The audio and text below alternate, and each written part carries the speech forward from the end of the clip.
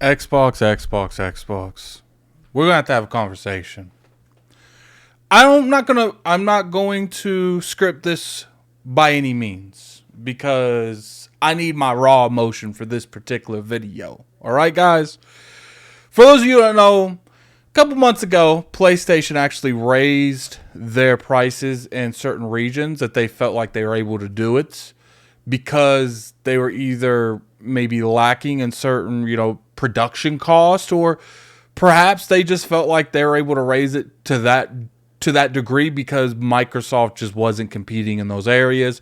If you notice, they raised them in all but like the United States and a couple of other regions.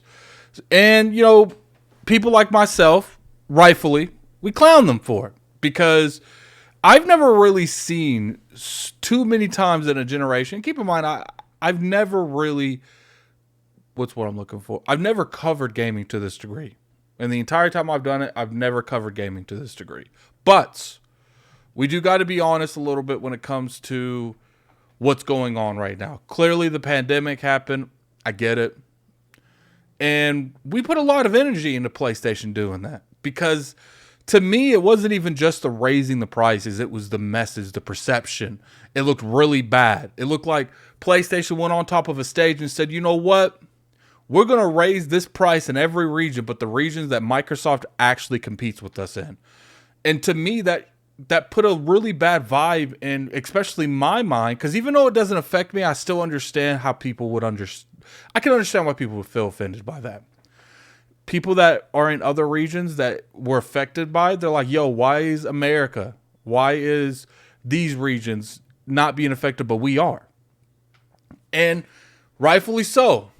The industry and pretty much the content creators, influencers, streamers, we clown PlayStation for that. And I think Aaron Greenberg said at that time they weren't planning on increasing the price on theirs. So we kind of went from there and we didn't really talk about it too much more after that. Well, yesterday, Xbox announced they're doing the same thing. And not only were they doing that, but they are actually going to raise Game Pass as well. Now, I think we kind of knew Game Pass was coming. You can't get the kind of prices that Game Pass was getting forever. Eventually, those prices were going to go up, which I think is funny because I remember people saying one of the conditions that the CMA was trying to give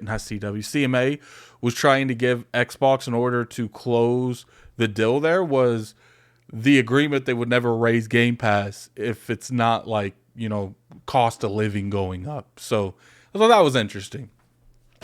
Well, Microsoft announced that both Game Pass things are going up. PC Game Pass is not going up. And the consoles in certain markets are going up. Pretty much exactly what PlayStation did months ago. And we roasted them for it. But I actually think this is worse than what PlayStation did. It's one thing to come out there and say, Xbox people that play in the United States, we value you more. Well, not necessarily value, but they're looking at them as like, we are scared that we'll lose you to competition. We're scared we'll lose you to competition because PlayStation is actually doing good over there, or Xbox is doing over there, so we have to make it a little bit realistic in the matter. But then you look at the rest of the areas, they didn't really get that. And the reason they didn't get that is because, Xbox and PlayStation, they're competing in those areas and they both don't feel comfortable raising that price point. But then Xbox goes out there and they say, we're going to raise Game Pass on Xbox, but not PC. And to my knowledge, that's what's going on here. Clearly, things could change. And I want to point that out. Things could easily change. I don't want people thinking if there is changing in the scenario that Addict, you lied. As of right now, and as of my knowledge, PC Game Pass has not increased. And I think that's the biggest thing. Because not only are you telling certain regions that we value you less than other regions because we are increasing the prices in those regions, we're also telling console gamers and consumers that we value you less and we're trying to grow the PC market. And I understand that's what this is about. Don't get it twisted. If they could raise PC prices of subscriptions and get away with it, they would. And most likely they could, because I think for the most part, if you value the service, you're not going to cancel it over, $1 to $2. I think it's $2.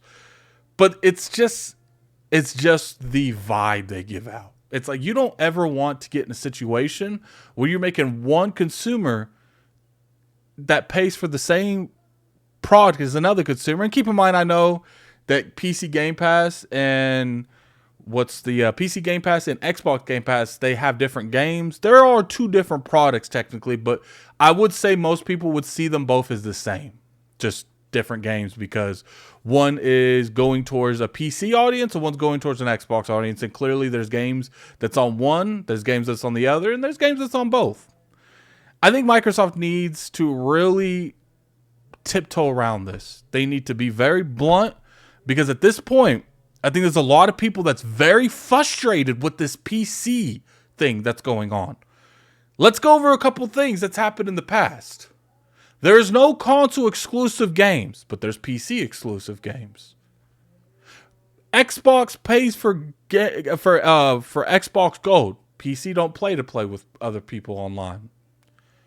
And I get it. People say, "Well, Addict, there's the games with gold or whatever that's called, where you get the games monthly." Let's be honest, 100%. Most of the people don't care about those games. And I'm not saying that they don't ever have good games, but most of the time when I see those games up there, I'm just like, is it really worth the price every year? I digress. I don't know. But pretty much this is me talking to you, Microsoft.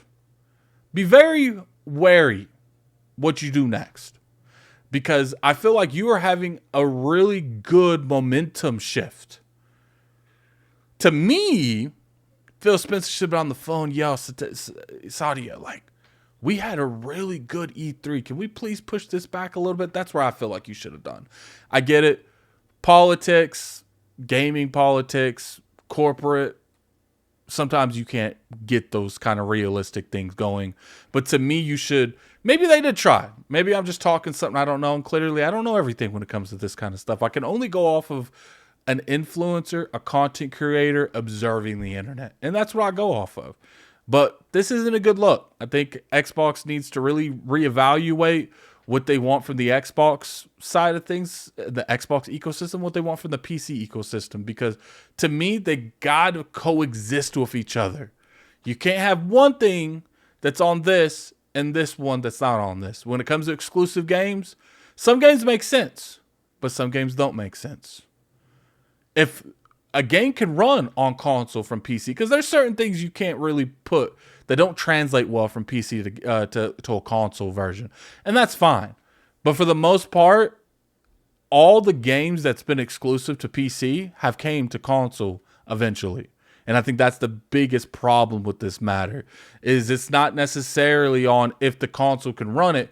It's you want the PC crowd to get it first for some reason. I don't know what it is. Clearly, Microsoft got reasons for doing what they do. But to me, you really got to be better on messaging with this particular issue. But anyway, put in the comment section below what you guys think. Do you guys think this is a problem? Raising console prices.